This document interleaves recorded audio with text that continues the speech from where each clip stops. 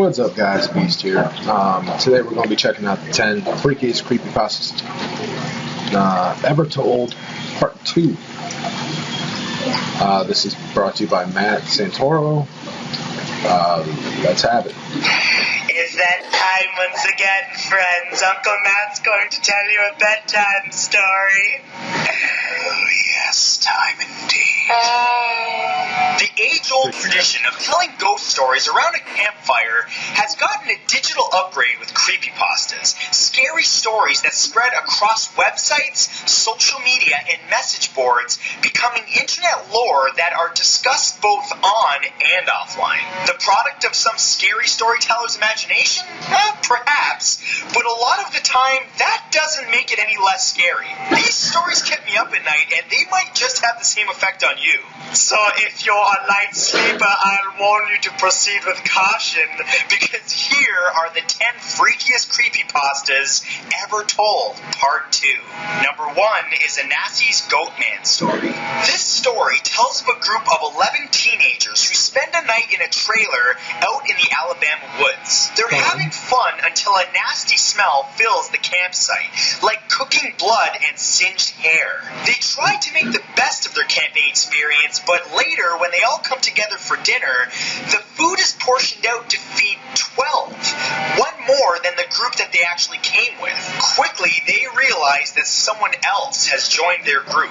What they didn't know is that those woods were filled with goatmen, shape-shifting beasts of Native American legend. From that point on, the young kids never knew if it was their friends they were speaking to, or something else. Number 2 is Honora Petrova.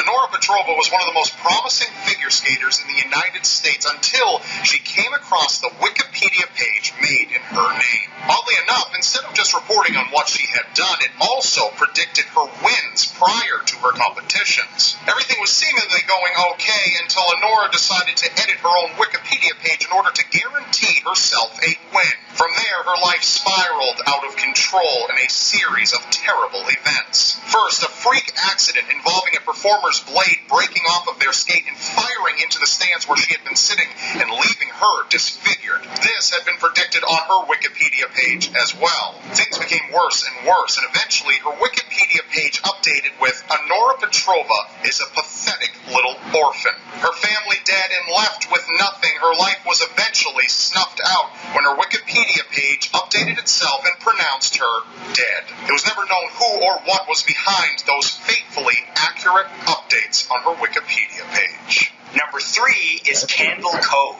Back in the early 1970s, there was a show known as Candle Cove, which featured creepy marionette puppets. User SkyShale003 created an online chat room to discuss the show with others to see if they also recalled watching the low-budget television show, as it gave him terrible nightmares that he still lives with to this day. Surprisingly, he quickly found others who shared their own memories of Candle Cove, including Pirate Percy, the Skin Taker, and Horace the Horrible. The conversation quickly turned to the final episode of the show, where the members recalled the puppets bursting into horrific screams that left SkyShale003 and others in the forum crying in horror, who have also been living with the constant nightmares. One specific user, Mike Painter65, shocked that he wasn't alone, decided to consult his mother about why he was ever allowed to watch this show as a child. However, his mother was surprised that the man ever remembered Candle Cove,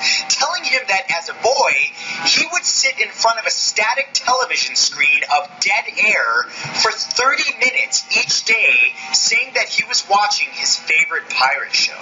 Number 4 is No End House. A young man named David Williams was up to a challenge. He was going to be given $500 if he could make it through a haunted house all by himself. But upon entering what was called the No End House and facing unspeakable horrors, he quickly regretted his decision. He was attacked by biting insects, he had to interact with terrifying apparitions and beasts, and he even had to witness the own murder of his parents. But through it all, David eventually makes it to what he believes to be the next to final room, Room 8. In this room, he finds an exact clone of himself seated in a chair with a knife nearby. On his clone's chest was the number 9. David is forced to essentially kill himself in order to escape. Although he gets his hands on the $500 exit prize, he eventually drives home only to realize that the number 10 is etched into his door. And all he can do is laugh as he realizes there truly is no end to No End House. Number 5 is the Russian sleep experiment. Back in the 1940s, shortly after World War II, Russian researchers exposed 5 people to experimental gas with the intention of keeping them awake for 15 days. Locked away with no outside world contact, the subjects simply went insane. When the time was up, the subjects were found in states of partial mutilation, flesh and muscle torn from their bodies with their own fingertips. One subject lay dead, used as a food source by the other 4, despite food rations having been provided. To this very day, nobody knows exactly what occurred during the experiments or what the intentions of the researchers were, but the results were undeniable. Number 6 is Abandoned by Disney.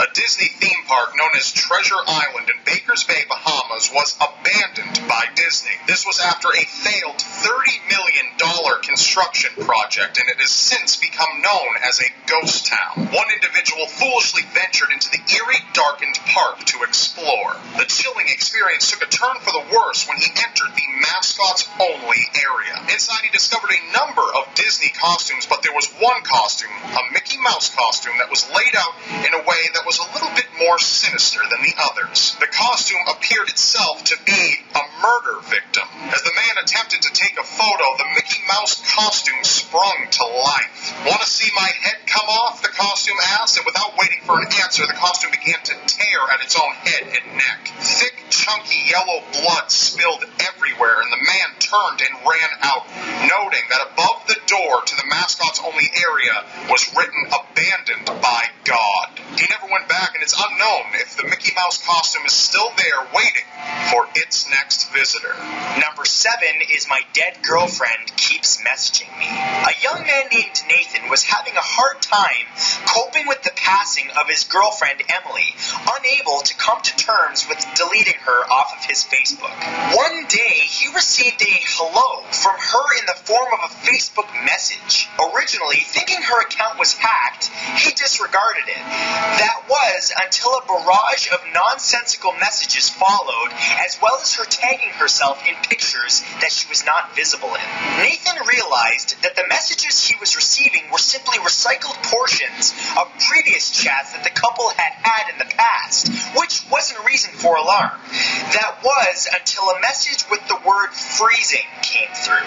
That was, in fact, the last message that Emily had ever sent Nathan while she was still alive, and only he knew of it. Distraught, Nathan understandably went to seek help, but before leaving his computer, got a final notification of being tagged in a picture with Emily. It was of him, in his room, at his computer, posting the story online.